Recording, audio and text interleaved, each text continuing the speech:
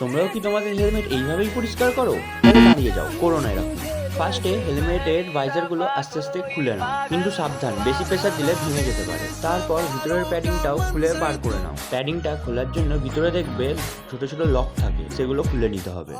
তারপর একটা ড্রামে হাফ ড্রাম জল ভর্তি করে নাও। তারপর তোমরা সার্ফেও ইউজ করতে পারো, বা আমি 15 টাকা দিয়ে একটা ইজি কিনেছি, এটাও ইউজ করতে পারো। যাই ইউজ করো ভালো করে জলে গুলে নিতে হবে। আর যদি কমফোর্ট অ্যাভেলেবেল থাকে তো অবশ্যই ওটা দিয়ে দিও, বেশ ভালো সুগন্ধ আসবে। দেখো বস, তুমি যদি ডেলি ইউজ করো হেলমেটটা, তাহলে উইকেন্ডে একবার, আদারওয়াইজ লং রাইড মারলে বাড়িতে এসে অবশ্যই ওটা পরিষ্কার করে নেবে। ভাইজারগুলো ডাইরেক্ট সার্ফের জলে ডোবাবে না, তাহলে কিন্তু খারাপ হয়ে যাবে।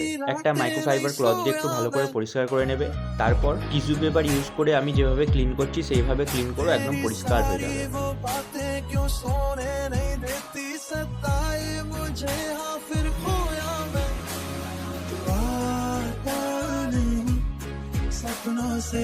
হেলমেটের প্যাডিংগুলো কিছুক্ষণ ভিজে রাখার পর সেগুলো ব্রাশ দিয়ে ভালো করে ঘষে নেবে। কিন্তু হ্যাঁ দেখো, যেদিনকে মেঘলা ওয়েদার থাকবে সেদিনকে করো না, যেদিনকে খটখটে রোদ্দুর থাকবে সেদিনকেই করো, যাতে তাড়াতাড়ি ওটা শুকিয়ে যায়। তারপর হেলমেটগুলো একটু ভালো করে ঘষে নিও, যাতে কোথাও নোংরা না লেগে থাকে, তো বেশ ভালো চকচক করবে।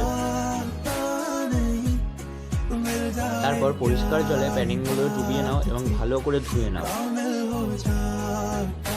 তারপর সেগুলো একটু ভালো জায়গায় রোদ্দুরে দিয়ে দাও, ব্যাস তোমার হেলমেট ধোয়া কমপ্লিট।